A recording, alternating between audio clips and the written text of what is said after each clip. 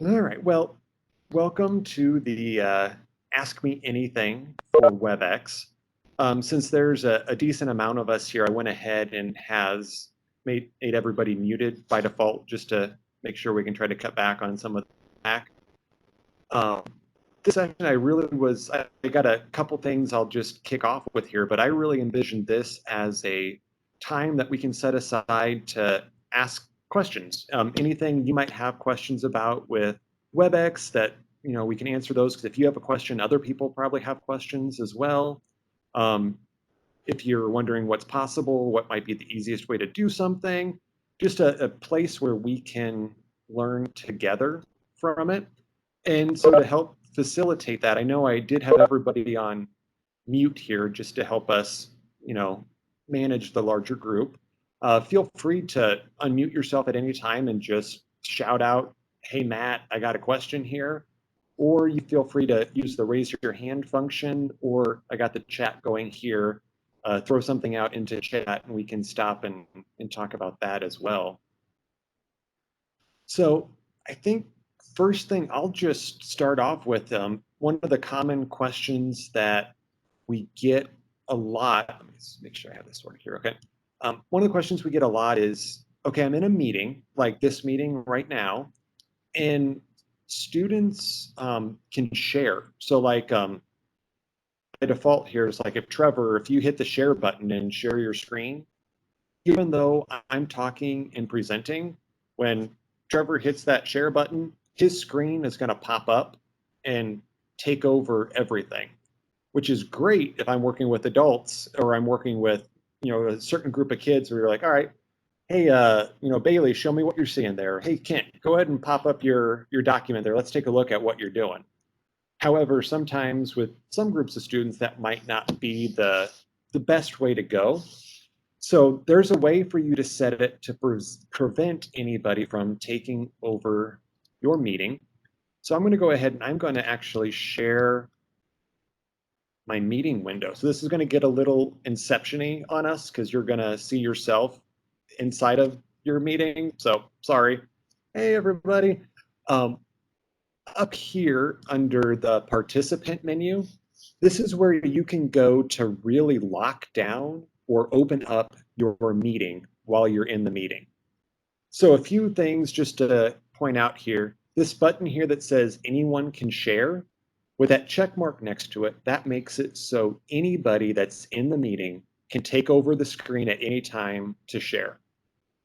If you don't want that, I'm just going to uncheck that. And now if you look down on your screen here, so down on the bottom, your share content is most likely grayed out. Can you give me a thumbs up if you see that it's grayed out? You can't click on it? Good, okay. So if I'm teaching now and I'm like, okay, it's time for Kent to share his screen, what do I do? Well, if I mouse over to my list of participants, and if you don't see this, if I come down here to where it says participants, I can click that and it'll show up the participant list. I can click on somebody. So let's say I want to make Anne the presenter. I can click on her and I can go change role to presenter. And that gives her permissions then to present. So if I'm in class and we're doing presentations, I can start off where nobody can do it. Then I can say, okay, we're going to take turns. Anne, you're up first. I'm going to make you presenter here. Go ahead and share your screen. And I can click on her and do change role to presenter. If you don't like doing it that way, remember, like our Skyline trainer said, there's probably multiple ways to do what you want. This little ball is the presenter ball. If I click and drag that, I can assign presenter that way. So if it's easier for you to be visual by clicking and dragging the ball, you can do that. Ask the presenter.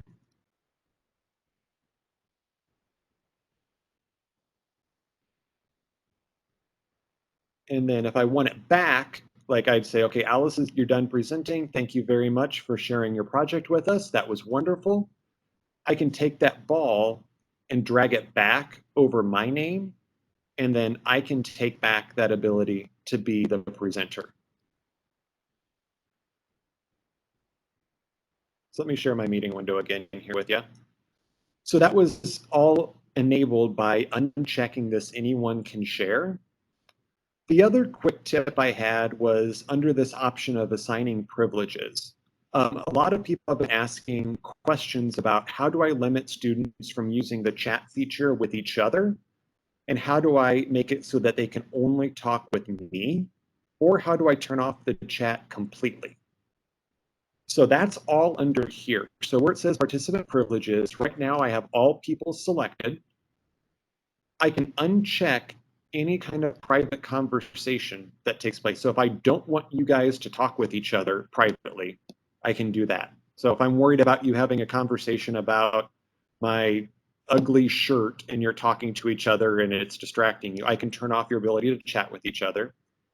If the chat becomes unruly, just in general publicly, I can uncheck the everyone box, and now nobody will get chat room privileges. I want to actually leave that because I don't mind you talking with each other. However, if I'm looking at this and I go, ooh, Kent, you've said some bad things in the public chat there. Yeah, I'm just going to go ahead and I'm going to expand this, and I'm going to go down to Kent, and we're just going to turn off Kent's ability to chat publicly with everybody. And maybe we're going to make it so the only person that Kent can chat with is me, because I've asked him nicely a couple times to try to keep it appropriate, and he hasn't done that. So I don't need to make a big deal about it. I can just open that up, hit assign, and now the only person Kent can talk to is me. And I didn't have to make a big deal about it in the meeting. I didn't have to call out and say, hey, Kent, we need to go ahead. I can just do it, and I can have that set up. I should probably go back and fix that for you. So we'll reset that to everybody. The other thing you might think about is under participants is maybe you don't want them to see certain things. And so maybe I don't want you to be able to give somebody control over a shared app. Like I don't want to let you take over my screen or anything like that. It'll ask permission, but I can uncheck that there just to make sure. And if for some reason you didn't want people to see the participant list, you can uncheck that there to hide that participant list from folks. Now, there's really no reason why you would need to hide the participant list, but if you wanted to, you could do that so students couldn't see it. So I'll pause there. What questions might you have about that participant menu and the privileges and then the share piece?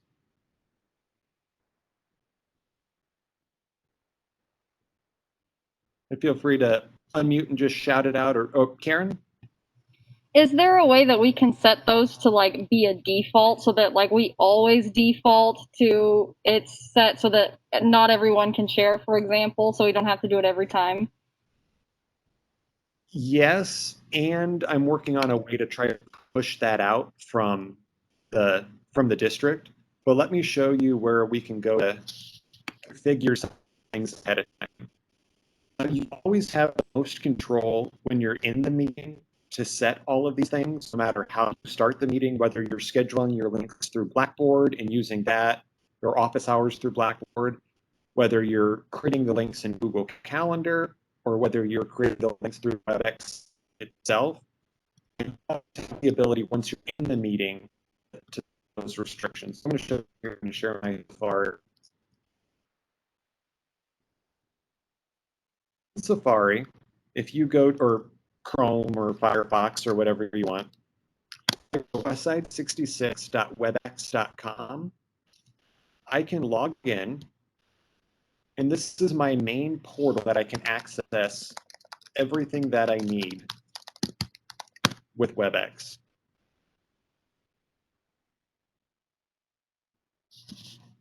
And so this is where I can schedule, I can start meetings, I can see upcoming meetings.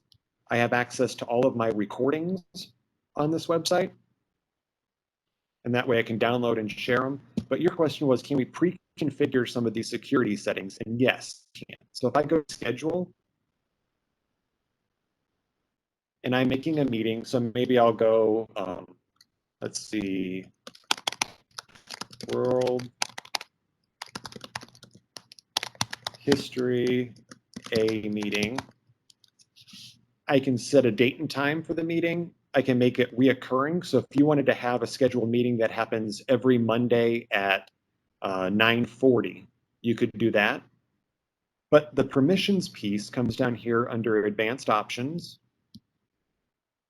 scheduling options, and then meeting options and attendee privileges. So under attendee privileges, this is where I can make some global changes, like can control, and then the private chat. So if I don't want kids talking to other kids, I can pre-configure that to be turned off for all my students. And I can save that. And then under meeting options, I can enable or disable any of these there and save it. So you can do some of those there. As far as the presenting piece, you can't turn that off from here.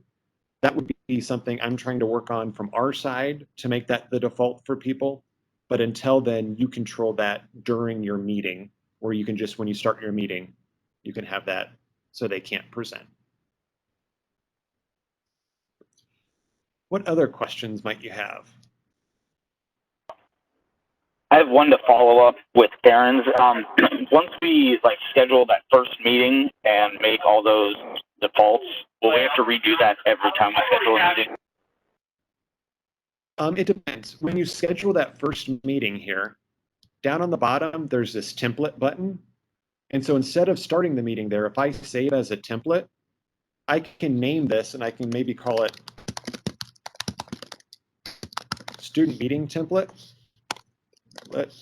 Oh, I guess it's limited to how long, student meeting. And then I can save that. So now when I come back here, let's say I'm coming to meeting home. If I hit schedule, come up here to templates. I can choose between different templates I've created. So maybe I want to use my student meeting template with this one with the private chat turned off. But maybe if I'm scheduling a meeting with my department head because I want to talk with them, maybe I just switch it back over to the default template. And so you can pick and choose how you want that. Let's see here in the chat, I see Alice's asked, can you set it so students must turn on their video? No, that's a privacy issue, and that's only on the student side. During a meeting, you can force mute their video, but they can turn it back on, and you cannot remotely turn on their video. And there's been a lot of discussion about whether you should require students to have video or not. And I think most of the organizations out there are saying you can recommend they have the video on, but it's best if you don't require them to have the video on. Because I know several people have expressed concerns about students who don't feel comfortable maybe with their surroundings at home. Maybe the environment isn't the best. Maybe they're embarrassed about what's in their background or what their house looks like compared to their peers. And so they're a little bit more hesitant to turn their video on. I will jump here, and I see there's a couple other questions coming here. Oh, let's see. On here, can you set the defaults so that everybody is muted when they enter the meeting? Let me pull this up. Where is it here?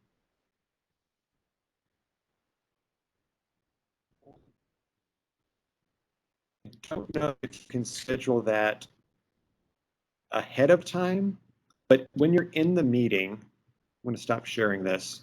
I configured it.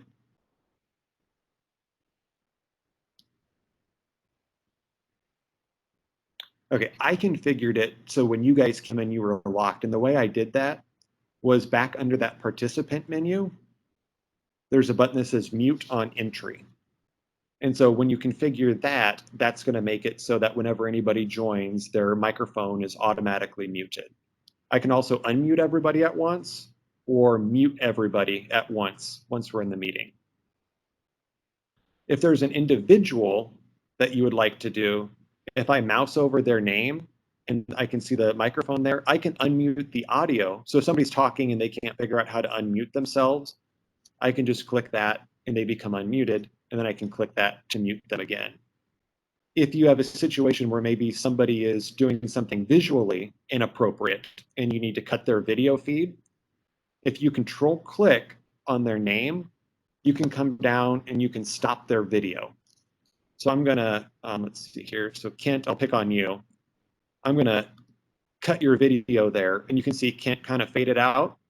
Now he can still turn his video back on, but that's kind of like my little visual cue to him that maybe we need to take a look at what your behavior is doing right now, because I just muted your video. So that's one option. While we're going down this tangent, other ways that you can control your meeting, we can mute people, unmute the audio, I can mute the video. I can also, if I come up here to this meeting menu, I can lock my meeting. And what locking does is it says, okay, everybody that's here in the meeting, this is it. I don't want anybody joining. Even if somebody texted this meeting link to their brother, sisters, uncle, and they think it's going to be fun to Zoom bomb us, if I go to lock meeting, now that meeting's locked and nobody else can join, even if they have the link, even if they have the password, they cannot join us. We're locked in with who we have here. So that's a good kind of safety thing if you're worried about Zoom bombing, sharing links, people finding this. You can go ahead and lock it once everybody's in. It also gives you the ability to do some disciplinary things. So continuing with the theme of pick, if I click on him and maybe we need to have him in timeout.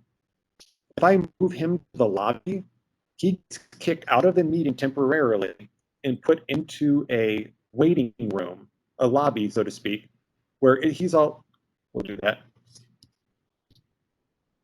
So he went bye-bye. So he's waiting there in timeout, and I get a notification that he's still in the lobby waiting. So I should let him back in. There we go. Kent, do you want to unmute yourself and describe to us what you saw when you were in the lobby? It was just a white screen that said Matt has locked you out or something like that. I could hear you, but I couldn't see you. Yep. So he's kind of on his own there. He's locked out. He can't come back in until I let him back in. So that's kind of like the first stage of I can mute their video if it's inappropriate. I can send them to the lobby and then let them back in after a period of time. And then if it gets really bad and you need to say, you're done for today, the equivalent of you need to go to the dean's office. If I click on him, I can expel him, and that means that account cannot join this meeting again. So that's kind of the ultimate, I've kicked you out, you're gone, you cannot come back in. Christina, I think you have a question on that? Yeah, we were messing around with this just as a team, and someone was expelled, and they were able to join back in just by re-clicking the link. So was that maybe so this is based on what you're signed in as. So like we're assuming kids are signed in on their Westside account. Okay. And then the important thing is to have that meeting locked, because if the meeting's locked, nobody can join back in. So even if they switched accounts or didn't sign in or did something like that, if the meeting's locked and you kick them out, they cannot come back in. So yeah, that's a good point. Yeah, make sure that that meeting is locked. I did see a recent one here about the hand raise. To raise your hand, you want to make sure the participant view is open, mouse over your name, and then the little hand shows up for you to raise. So, Claudia, do you want to try that there? Yep, Trevor raised his hand and then lowered it back down. Yeah, there we go. Yep, and so on my end, I'm getting a little ping in my ears that says somebody raised their hand, and then it pops to the top of my list here that people have their hand raised. The other one, can you invite people to join the meeting once it has started? Yes, you can. If I come down here to more options, I can go to invite and remind. And then when I click that, people, in this case, people I've invited, I can send a reminder to. Or I can add new invitees here and type in their email addresses and send it to them from there. So yes, once it started, you can send out those reminders. If they're in the waiting room, you cannot chat with them. They're in timeout. So you can't communicate with them. They can't communicate with you. They're in a timeout area until you let them back in. The captions, you can see here that I have the live transcription running. We're working out to all teachers as a accessibility piece for people who may be hard of hearing, so they can see a live transcription of what's happening during the meeting. And our goal is to get that out by Monday or Tuesday to all staff. We're working on some of the licensing requirements behind that. Of note, though, right now, when you record a meeting and you go back and access that recording, there is a transcription that's done after the fact as well. So if you have a student miss class or you recorded a large group, just for remote students, if you share that recording with them, it'll also include a transcript that they can follow along and have that text with the video. Let's see here. The wait in the lobby, Greg, with a scheduled link. I'm going to go ahead and stop sharing the inception piece for you. With the scheduled link, you cannot have them start in the lobby as of today. The only way you can have them start in a lobby is if you used your personal meeting room, but that brings up a few other issues and some other added complexities to it. So we really think scheduling links is probably the easier way to go. And they can't join until you start the meeting. So right, I was a couple minutes late, and so you guys weren't able to get on. To put a positive spin on that, it's like your classroom door is locked because you're not in the classroom, and a lot of people don't want kids into their classroom before they get there. So it's waiting for you to unlock that classroom before kids can come in. So in the ideal world, you would join about a couple minutes before the start of class to have that room opened up for kids. Let's see here. We got captions. We got that one. If the question is, if you're in the meeting with individual students throughout the day for intervention, is it better to use a personal meeting room or schedule individual meetings? That's a tough question, Kara. There's probably not a right answer to it. I'll tell you, if it was me, I would probably, if it was a set time, like, okay, mod 1, I'm meeting with these students from 8 to 8:30, I'm meeting with this kid. From 8:45 to 9, I'm meeting with another. I would probably go ahead and schedule it. Then that gets on my calendar. And I know, people are busy enough where it's hard to keep track of what I'm supposed to do when. And having all of those things on a calendar makes it easier for me. You can use a personal meeting room, which is a consistent link. That's just westside66.webex.com/davis.kara or anderson.karen or lee.matthew. But anybody can just type that link in and join. And by default, they're in the waiting room until you let them in, but you have to go through the additional step of letting people in every time. So really, it's up to the teacher on if it's a one-on-one meeting or a conference, something like that. Either way will work, but with that personal meeting room, it doesn't automatically get added to your calendar if you just send them that link. That makes sense. I think the hardest thing that was to manage when you're meeting with lots of different kids throughout the day and you had meeting times, sometimes, and I was working with younger kids, and the parents and the kids would have a hard time managing an individual link for every time we met during that week. And so in some aspects, it feels like that personal meeting room might be easier for them to manage, but at the same time, it might be more difficult for me to manage too. Yep, it's all about trade-offs. I don't know how many times the last 2 weeks it's like there's no perfect option. There's Right. just varying degrees of what we can do, and so we want to try to pick the least bad option, because some things are great for kids, bad for teachers. Some things are great for teachers, but more difficult for students, and so it's trying to find that middle ground there. Okay. Sarah asked, yes, you can use your personal meeting room in Google Calendar. It would just be an additional step of creating that meeting through Google Calendar and then sending that out. And you would need to be aware that since that link is consistent, you send that to kids, nothing stops them from clicking that link every single day at 8 in the morning and then you getting a notification, hey, so-and-so is waiting for you, so-and-so is waiting for you, over and over and over again. Sorry, I just was curious, but they wouldn't have a way of communicating with each other until I admitted them. Is that correct? Correct. Yep. If they're in the waiting room, they're in their own individual place, and you could never let them in, and that would be fine. Okay. Because I was just thinking, what would stop a kid from socializing on anyone's personal meeting room if that weren't the case. So that's good.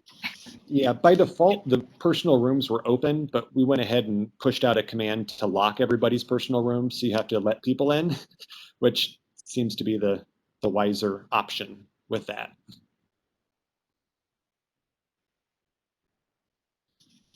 I guess I'll show you why we're talking about Google Calendar. There are some really cool, hold up, integrations with Google Calendar.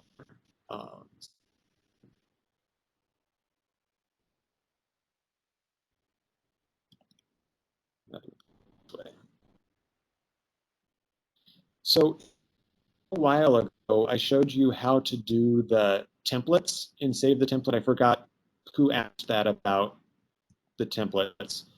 But one of the advantages, if we do the templates, is we can configure these in Google Calendar to be the default template that all of my Google Calendar events use. Let me see if this is, let's try.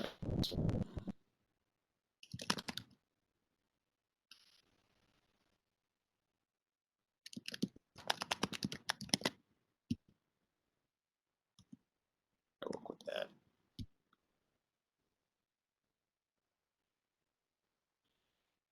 Okay, so we'll switch this over.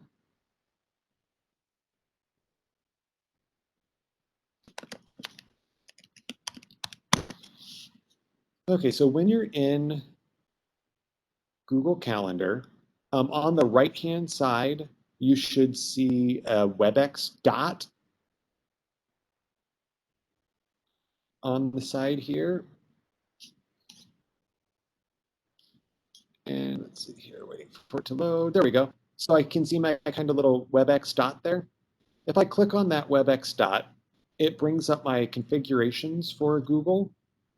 And one of the options that you have here is the default meeting template. And it's going to pull any of those templates that you made on that website. So if you've pre-configured to turn chat off and you call that classroom meetings, and I select that here, now whenever I make a meeting, so let's say I make one on Saturday, and I pull that up, and I come down to the big blue button and do add a WebEx meeting here, it's going to pull the template that I had selected in the WebEx link. So it's going to pre-configure my meeting based on what was in that template. And so that, if you prefer to schedule through Google Calendar, because that's an easy way for you to keep track of what you're doing, that's a really great way to get those options pre-configured for you. And then you can also invite students directly from here and get them to send that calendar link out. Matt, I saw that when you had brought that, when you clicked on that meeting and you could set up video conference, there was an option for a personal meeting room. Yep, So and you can click on here whether you want to have it a unique link or whether you want to have it as your personal meeting So room. if you decided to do a personal meeting room, that would be the way to get it on your calendar. Yep, that would be an easy way to schedule that way. All right, thank you. Note that the personal meeting room has a different set of options compared to the link. So the chat and that kind of stuff is going to be configured differently for the personal meeting room than it is for those scheduled meetings.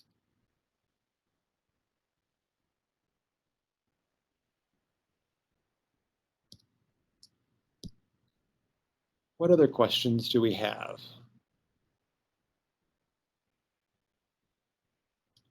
Okay, one came in about polls here. The polls in WebEx are going to be extremely limited. It's going to be just a quick, more of a formative type piece. To make the polls, you almost need to start a WebEx meeting with yourself and spend the time to generate the poll data and then export that and then bring it back in, because if you try to make a poll real time, it's going to take a long time and you're going to have a lot of downtime for the students.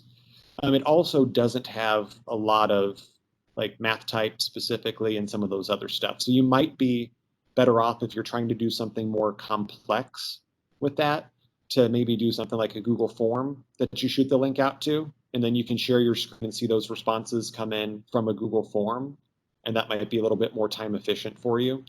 Or yeah, Google form or something like that. Yeah, let me go here to polling.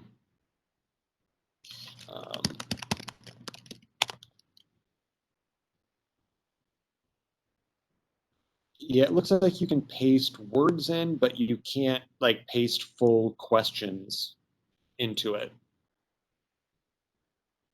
So yeah, it's very simple. Let me share my meeting window so you can see the. So when I go to the three dots and I go to polls, this is where I can add a new question, question 2, and then add a response to it. And I can change between short answer, multiple answers, or a single answer.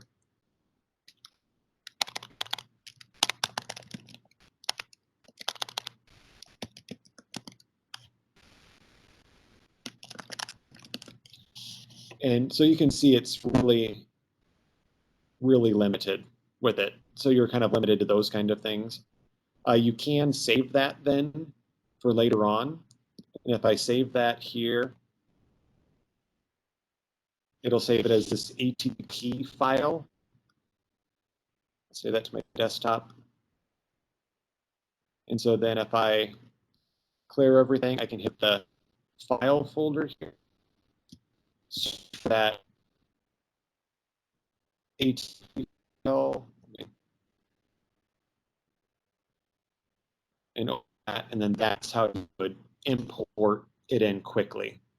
So to build those multiple choice or true, false, or short answers, open up a meeting by yourself, pull up the polls, and spend the time typing everything in, and then hit the save button to save it to your computer. And then when you're in class with your students, you'd hit the folder, open it up, load up, and then open the poll there. And then you can see here you get the in progress to not finished.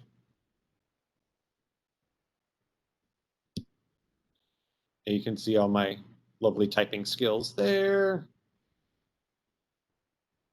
You can see the detailed statuses of not started, who's finished, who's in progress. And I can see my bar chart of my responses. I'll go ahead and close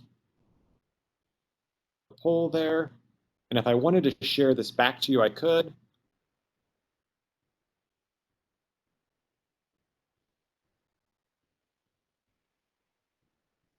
And I can see that. So it's fairly limited, but it is a nice kind of check for understanding piece with it.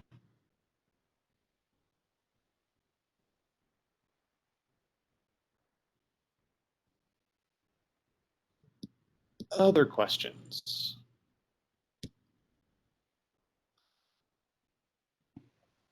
Mine may not be related necessarily, but it kind of is. Are students going to have access to Webex Teams so that we can chat with them Yep. So instead of going for a full meeting? 7 through 12 will have access to Webex Teams. Okay. And is that something that, like, I don't know, you have like a tech tool thing already set up for them so that we can just send that out? Or do we need to make our own little tutorial? You can share the Teams piece. If you know that same training you guys went through, you're welcome to share that with them. We do have on, let me share Chrome here. We do have on, oh,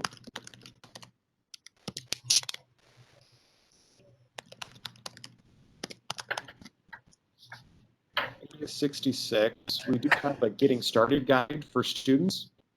And so under the parent resources for secondary, which would be our middle school and high school, Under Webex, we have a meetings introduction by words. Under Live here, the getting started, Ben's video, and then we have these Webex created quick tips. And so here's the Webex team one. And if I click on that, it's very basic, but it's, okay, you probably already have it downloaded. Here's how you do the profile picture. Here's how you connect with classmates. Here's how you flag content that's important that your teacher sent you. Here's how to use a search. Here's how to control your notifications. Here's how, if you wanted to start an impromptu video session from within Teams, that's how you do it. And so it's just a really basic piece of it. Same thing for WebEx meetings. And then teacher guides are also listed there as well if you'd like just the quick high level 10,000 foot view of getting started with Teams. Okay, that's awesome. So you said that most students should have it installed already, though? Yeah, like I believe automatically? Michael said he has Teams and meetings pushed out to all students, and so it'll be in their applications folder already. Blackboard users, if you enable the WebEx integration within Blackboard, you can have it automatically create your team for you, and all of your students that are enrolled in your PowerSchool sections enrolled in your team. So it handles all of the rostering, the joining. So when the kids open up Teams, they see that they're in Algebra 1, Semester 1. They click on it and they have access to that collaboration space. And as kids drop an ad, they get dropped and added from those team spaces. Okay, last tiny thing about all that. So through chat, you can, like you said, you can start a video meeting. Does that by default open in our personal meeting space, or is it its own thing that just exists for a little bit and it's gone? So there's the WebEx Meetings app. That is Uh-huh. what we've been talking about here now. So that's its own little silo. Over here, we have WebEx Teams, which are related, but it's its own little silo. So if you start a meeting through Teams from a space, it's tied to that Teams space meeting. And I know this, it's confusing, and Cisco's aware of it, and they're working to merge the two platforms together. And so by the end of the year, everything will just happen within one app. But right now, they're two separate apps. Awesome, thank you. Yeah, I'll share. You can see what that looks like, because Teams is a really great collaboration thing. Right now, there's not the same meeting controls, and so that's why we want you to be in the Meetings app when you're meeting with kids, because then you get the ability to do all of those restrictions and the chat and all that kind of stuff. Let me share here. This is my Teams app, and let me see if I can share without getting bad. Let's see. Here are the big collaboration team. So here, the grade teachers are talking and they're helping each other out.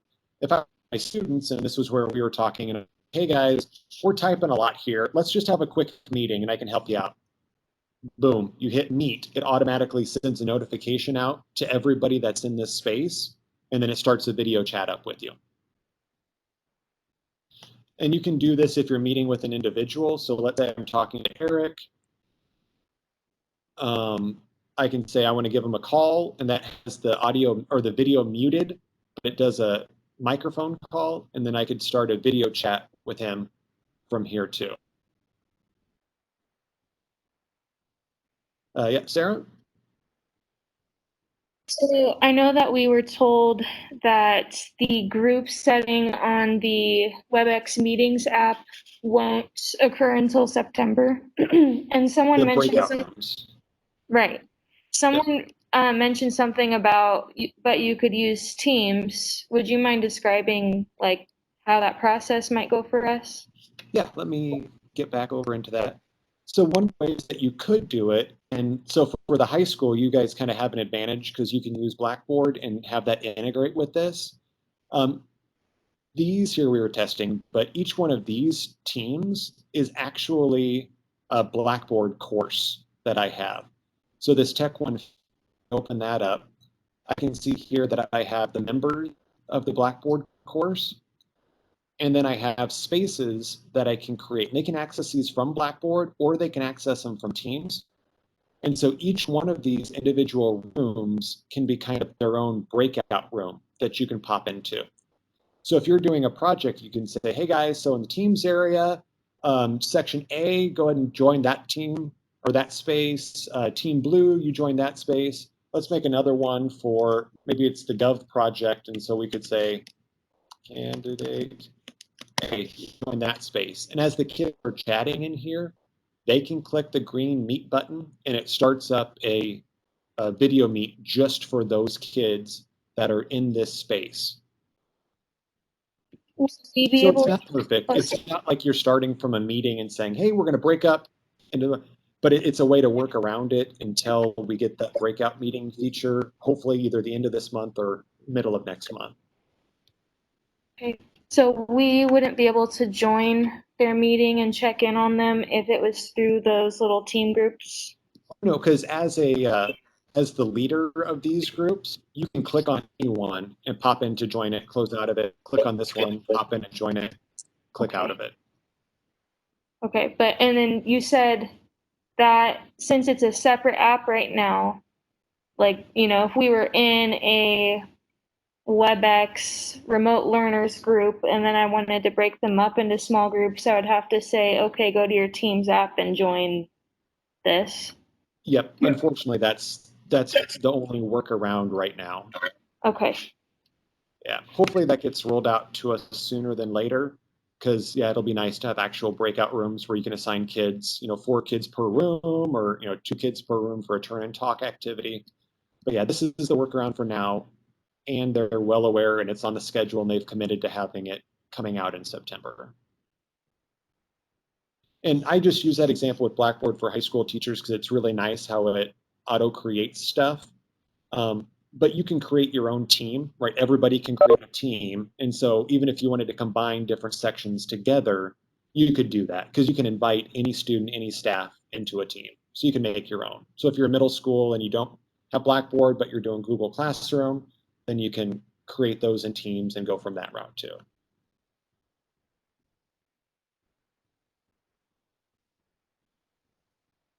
What else here? Matt, I was trying to work with the whiteboard function and I was having difficulty getting it to do what I wanted it to do. Could you just go over the basics of that? Sure. So to do the whiteboard, if I go to share content and I go down to a new whiteboard, it's going to pop up with a whiteboard that's shared.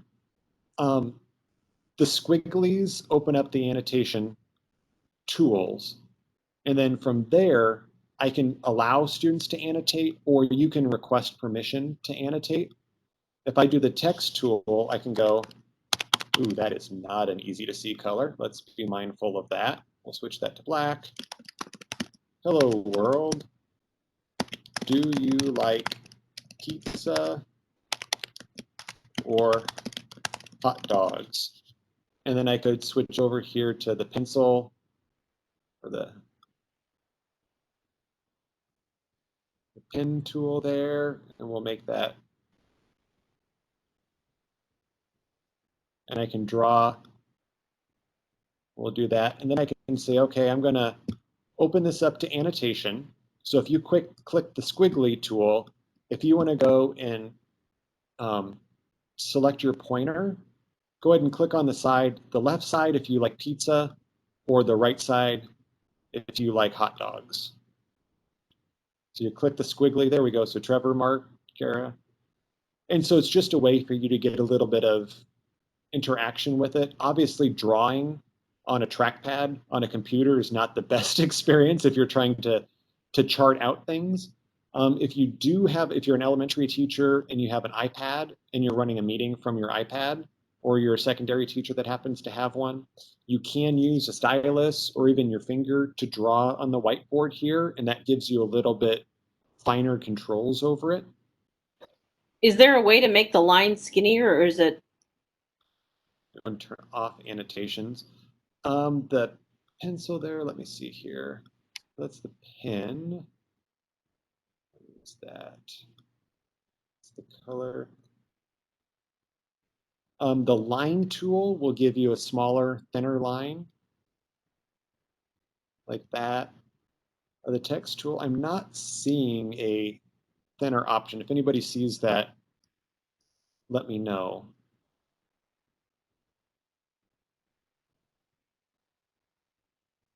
We can zoom in, zoom out.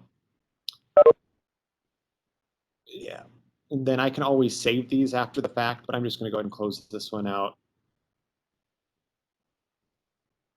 You want to save the document? No. And then we're back. So again, it's basic, it's kind of simple, but it's just a way to have some interactivity with the students. And on the whiteboard, it just puts it on a white background. If I'm sharing content, you can open up annotations on like a PowerPoint that you might be sharing, or a keynote that you might be sharing, or a PDF, and you can have them. So if you wanted to construct something richer, I would construct that as an actual document and then share it, and then open up annotations on that document as you're sharing it.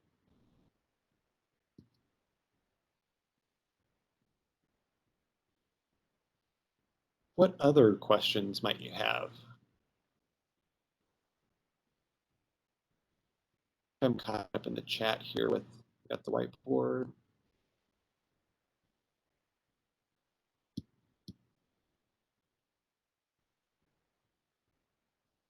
Let's see, I think we got yours, Alice, with Webex team. It beeps when we get a new message. You can set up, if you have Teams or meetings on your phone, it'll do notifications to you there if somebody's calling you or messaging you. I don't know if that's what you want, but that's an option for you. You'll get emailed if somebody's trying to join.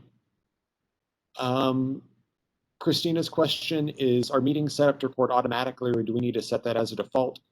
You'll want to set that as a default when you make your meeting. So back on that westside66.webex.com, that's one of the options, is to record automatically when the meeting starts.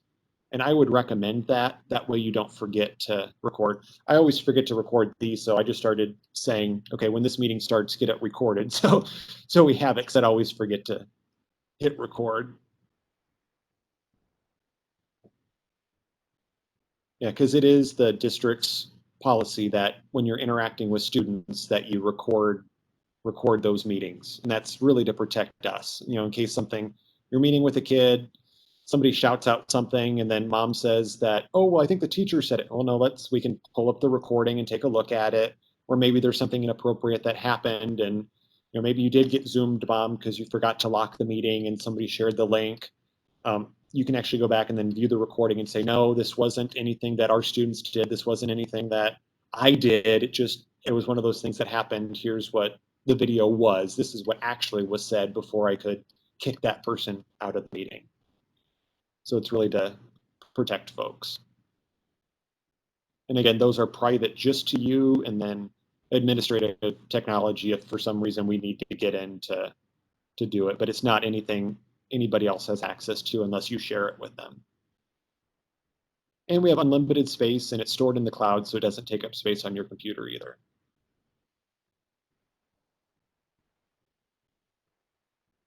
If the meeting is locked, it's locked. You get no notifications that somebody's trying to get into it. It's like your classroom door's locked and they don't have the ability to knock. So once you lock it, you're truly set in with who is in the meeting. Which is good, because then you're not distracted by people trying to join. Bad, because if a student joins late or gets kicked out of it, like with internet issues, you're going to have to let them back in. So you'd have to use a separate channel for them to communicate with you. So they might have to shoot you an email, send you a message in Webex Teams, some other way to communicate to let you know that they're trying to join, but the meeting is locked.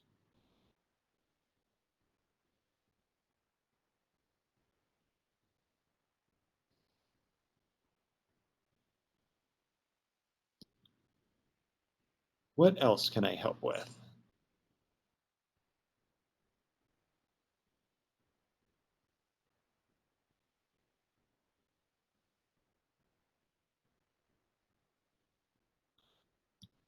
While you guys are thinking, let me show you one other piece that's nice. This would be for mainly our high school folks, but I do see we have a number of high school folks on the call.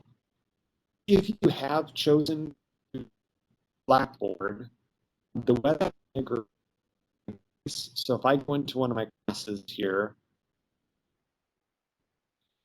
maybe I'll go into this one. When students go in here, there's a range that has where it says view class institution tools, and they open up and they come over here to Webex.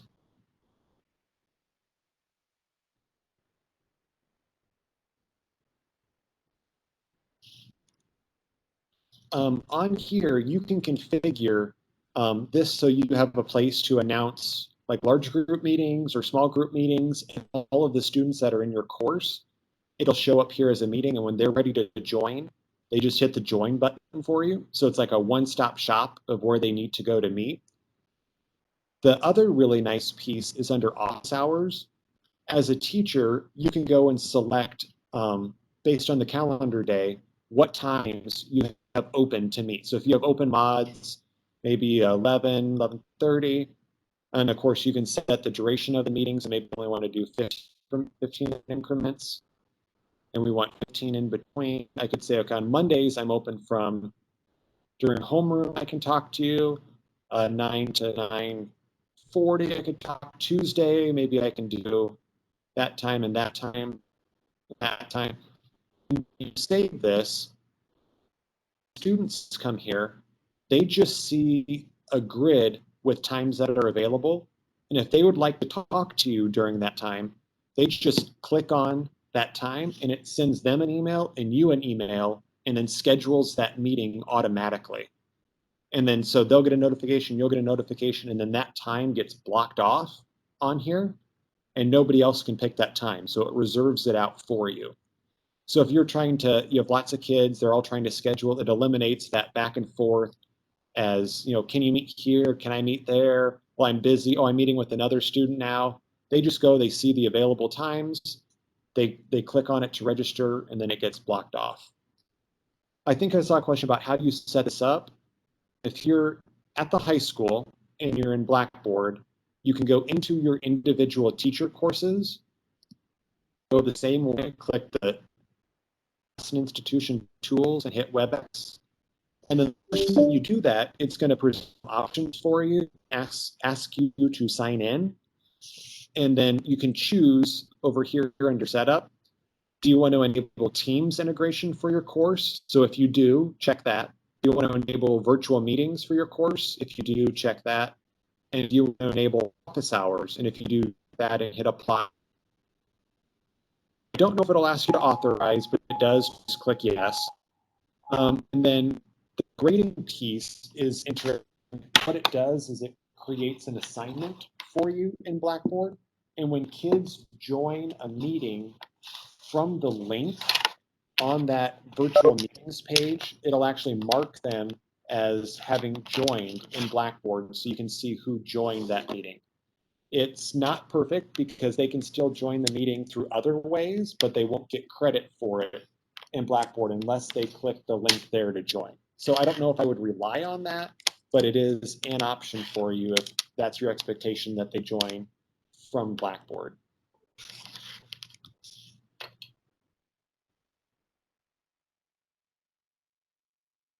I thought there's one other.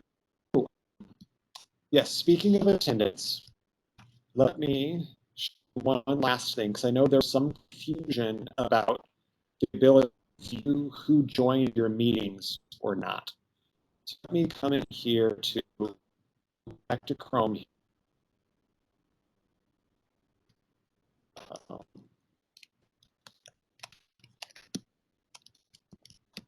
I'll go to that Webex page.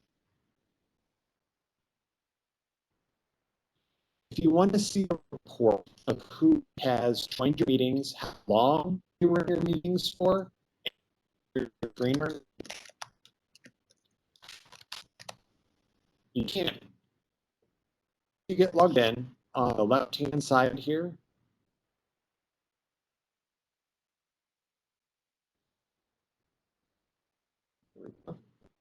actually, sorry, on the right-hand side, under your name, and go down to My Reports. I can go to Usage Reports. Choose the date range that I want to search. It's going to list all of the meetings that you attended. And then I can, okay, how many were invited, here's how many attended. So for the meeting this morning that I had, 7 were invited, 7 attended. I can click on it. It'll show me who was in the meeting.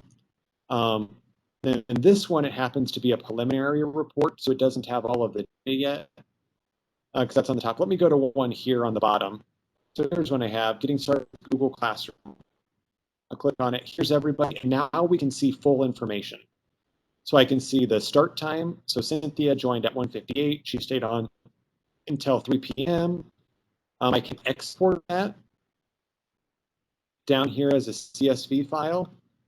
And then once that downloads, I can open that up in Excel, and it actually gives me a spreadsheet of who attended, what they joined, what time they did. I'm not sure if it'll work in numbers if I need to do Excel here. Slow, but yes, it'll take a general chart and then convert that for you. So if you wanted to say, and somebody says, well, I was in that meeting, well, you can go ahead and you can pull data and you can, oh, I did see you, but you only for 5 minutes. Or did you join, but you left 10 minutes early, and so we need to talk about that. So it's just a way for you to see who's in meetings, see how long they were in meetings for, and I'll switch over here and I'll share. Looks like numbers did show up.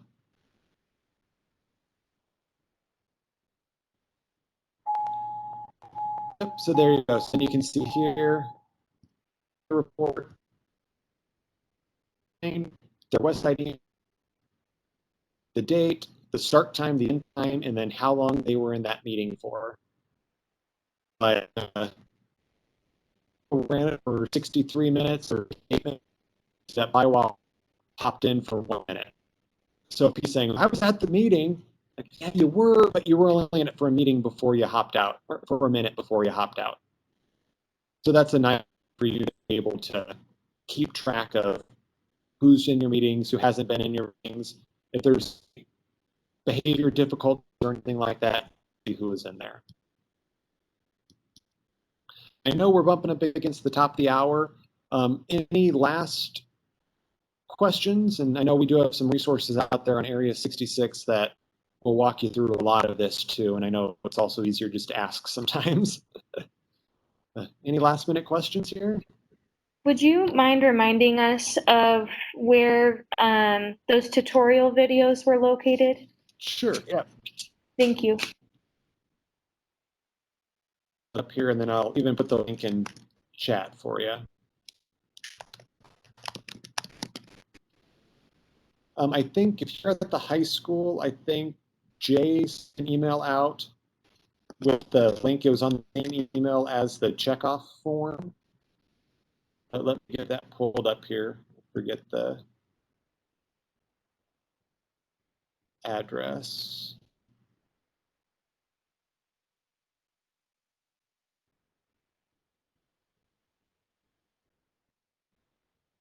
Okay, here we go.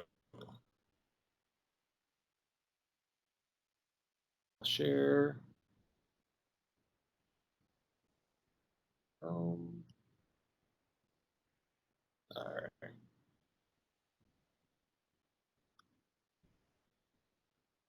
It's loading up here. It's the Google Sites. Here we go. And I will put the link here.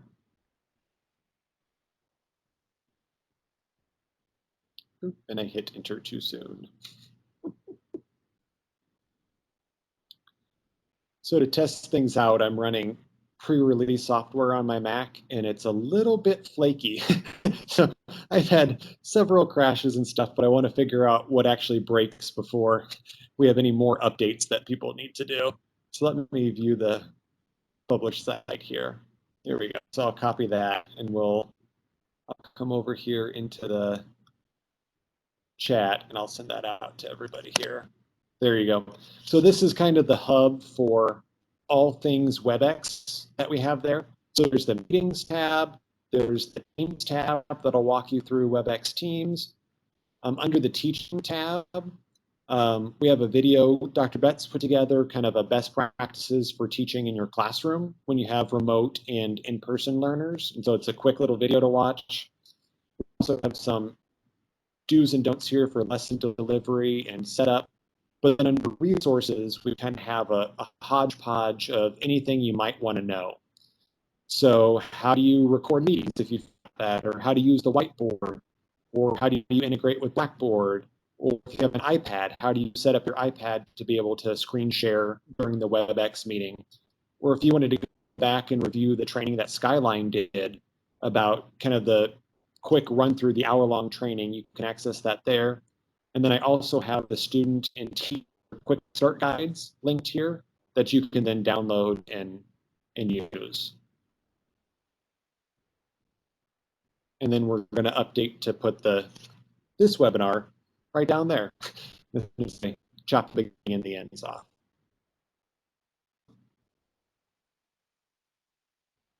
All right, well, if you do have questions, let me know. Hopefully this was helpful for you and you got a few tips and tricks out of it. Do let me know. I'm happy to hop on a call with you and walk you through anything that you need. Shoot me an email. You know, we're here to help. Obviously, this is new for everybody, so it'll be a learning experience. And I think as long as we can kind of keep the attitude of we're all in this together and we'll learn together with it, I think we'll be good. I think the tool is good. I think it'll take some getting used to and some adjustment, but I think it'll put us in a position where we can try to figure out how to make this yellow red thing work. So thank you guys. Again, let me know if you have questions. And thanks for hopping on.